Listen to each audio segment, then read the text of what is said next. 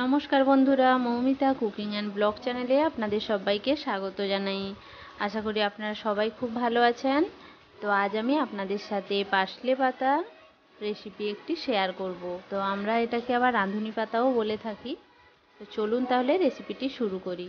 এখানে আমি পার্সলে পাতা কুচি করে নিয়েছি আর আলু কুচি করে নিয়েছি, একটা নিয়েছি পেঁয়াজ কুচোনো আর রসুন একটু থেতো করে নিয়েছি, তার সাথে নিয়েছি 6 থেকে 7টা মতো লঙ্কা। কড়াইতে তেল দিয়ে দিয়েছি, তেলটা গরম হয়ে এসছে। তো এবার দিয়ে দেব গোটা জিরে আর দিয়ে দিচ্ছি কাঁচা লঙ্কা, তার সাথে দিয়ে দিচ্ছি থেতো করে রাখা রসুন। এবার একটু নাড়াচাড়া করে রসুনটাকে ভাজতে দেব। রসুনটা ভাজা হয়ে যেতেই আমি ওর মধ্যে দিয়ে দিচ্ছি কুচিয়ে রাখা পেঁয়াজ। তো এবার ভালোভাবে পেঁয়াজটাও ভাজা হতে দেব। দিয়ে দিচ্ছি স্বাদ মতো নুন, আবারও নাড়াচাড়া করে নিচ্ছি। পেঁয়াজটাকে আমি বেশি ভাজবো না। তো এখন দিয়ে দিচ্ছি কুচিয়ে রাখা আলুগুলো।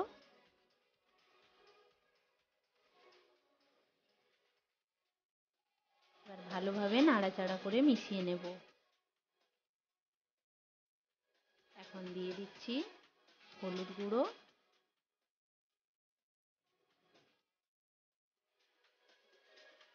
দিয়ে নাড়াচাড়া করে আলুটার সাথে হলুদটাকে মিশিয়ে নেব। এই পার্সলে পাতা আবার বেটে করেও খুব সুন্দর রেসিপি বানানো যায়। তো আজ আমি আপনাদের সাথে পার্সলে পাতা কুচি করে তার রেসিপি দেখাচ্ছি। আমি একদিন আপনাদের সাথে আবারও বাটা পার্সলে পাতারও রেসিপি শেয়ার করব। তো আলুটাকে এখন ঢাকা দিয়ে দেব সেদ্ধ হওয়ার জন্য।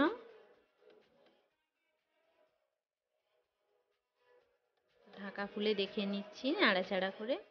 তো আলুটা আমার সেদ্ধ হয়ে এসছে। এবার আমি পার্সলে পাতার কুচিটা ওর মধ্যে দিয়ে দিচ্ছি। দিয়ে দিচ্ছি স্বাদ মতো নুন আর অল্প জিরে গুঁড়ো। এবার আমি পাতাগুলো ভালোভাবে আলুর সাথে মিশিয়ে নেব।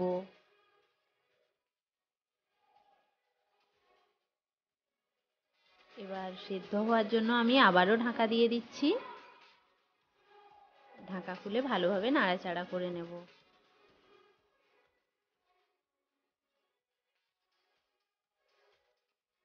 একটু নাড়াচাড়া করে আমি এর মধ্যে এবার দিয়ে দিচ্ছি বেটে রাখা সর্ষে।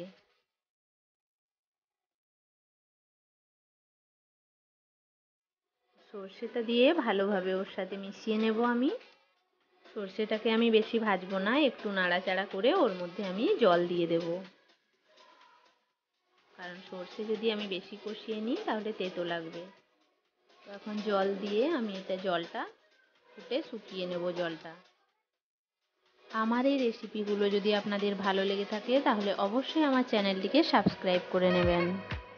এই দেখুন আস্তে আস্তে জলটা শুকিয়ে আসছে। জলটা পুরো শুকিয়ে এলেই আমার রেসিপিটা তৈরি হয়ে যাবে। সব শেষে দিয়ে দেবো অল্প করে চিনি, তো আমি ওটা স্কিপ করে গেছি। এই দেখুন আমার পার্সলে পাতা রেসিপি তৈরি হয়ে গেছে।